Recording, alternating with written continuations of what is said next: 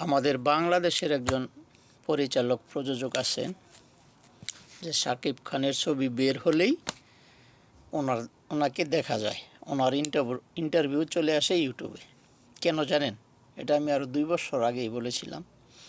একটা সময় ওনারা খুব বন্ধু ছিলেন, ভালো বন্ধু। শাকিব খান ওনার কয়েকটা ছবি করেছেন, যে কোনো কারণে তাদের বন্ধুত্বটা টিকে নাই, ঠিক আছে?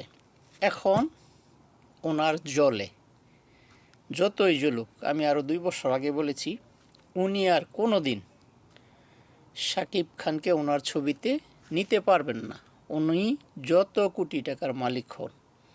আজকেও বলে দেই, বাকি জীবনে কোনো দিন শাকিব খানকে ওনার ছবিতে নিতে পারবেন না। যত হাজার কোটি টাকা অফার করুক, শাকিব কোনো দিন ওনার ছবি করবেন না।